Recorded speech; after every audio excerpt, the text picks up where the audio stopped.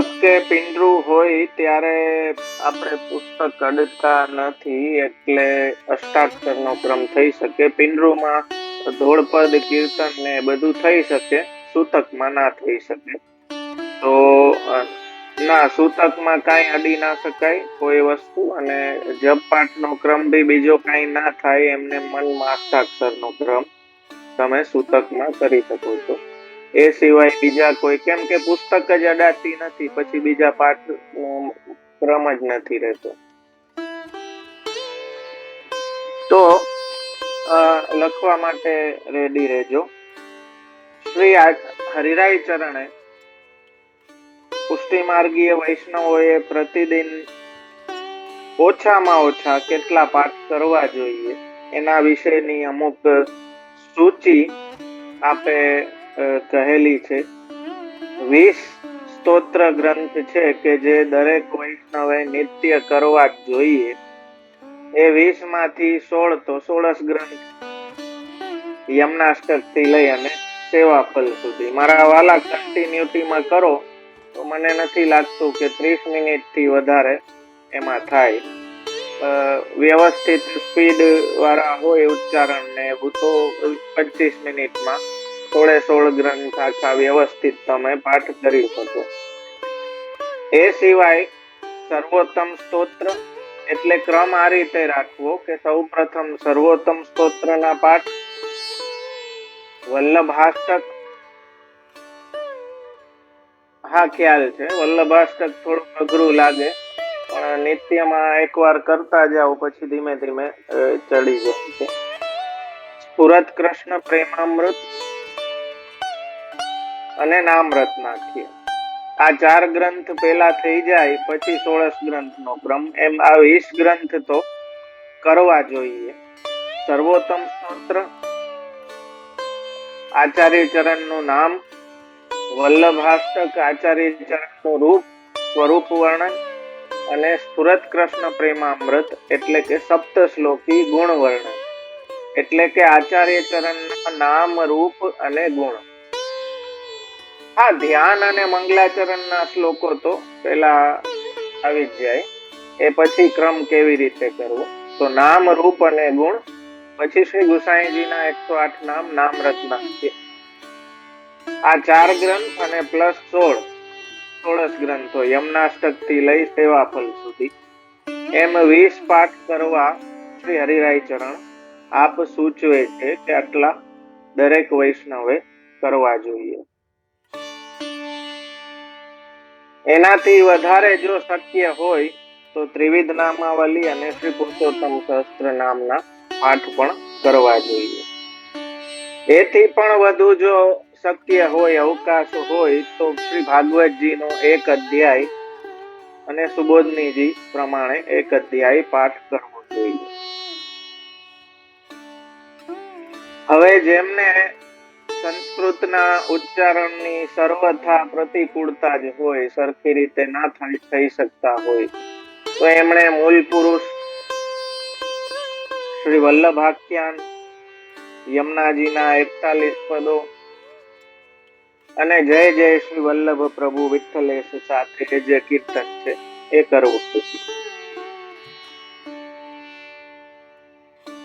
અને જે સંસ્કૃતના ભણેલા હોય, વિદ્વાનો હોય, એમણે સુબોધનીજી અણુભાષ્ય યથા સમય પાઠ કરવો જોઈએ.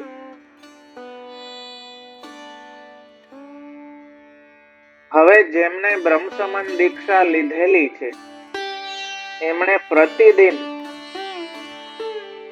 સેવા બિરાજતી હોય તો સેવામાં, અથવા તો ચિત્રજી સન્મુખ ગદ્ય મંત્રનો શુદ્ધિ અવસ્થામાં 3 વખત પાઠ કરવો જોઈએ. સેવા બિરાજતી હોય તો રાજભોગ સમયે આપણે તુલસીજી સમર્પીએ ત્યારે બોલાતું હોય, અને સેવા જો ઘરમાં નથી બિરાજતી તો ઠાકોરજીના ચિત્ર સન્મુખ શુદ્ધિમાં, અપરસમાં ગદ્ય મંત્ર દરેક બ્રહ્મસંબંધીએ પાઠ કરવો જ જોઈએ. જી પાછું રિપીટ કરવું તો શ્રી હરિરાય ચરણ 20 ગ્રંથોની સૂચિ બતાવે છે. એ 20 ગ્રંથો કયા? સર્વોત્તમજી, શ્રી વલ્લભાષ્ટક, શ્રી સ્ફુરત કૃષ્ણ પ્રેમામૃત એટલે કે સપ્તશ્લોકી અને નામરત્નાખી આ 4 અને 16 ગ્રંથો 4 ને 16 20 યમનાષ્ટકથી સેવાફળ. એનાથી વધારે જો શક્ય હોય તો ત્રિવિધ નામાવલી, પુરુષોત્તમ સહસ્ત્ર નામ અને વિશેષ અવકાશ હોય તો ભાગવતજીનો 1 અધ્યાય પાઠ પ્રતિદિન કરવો જોઈએ.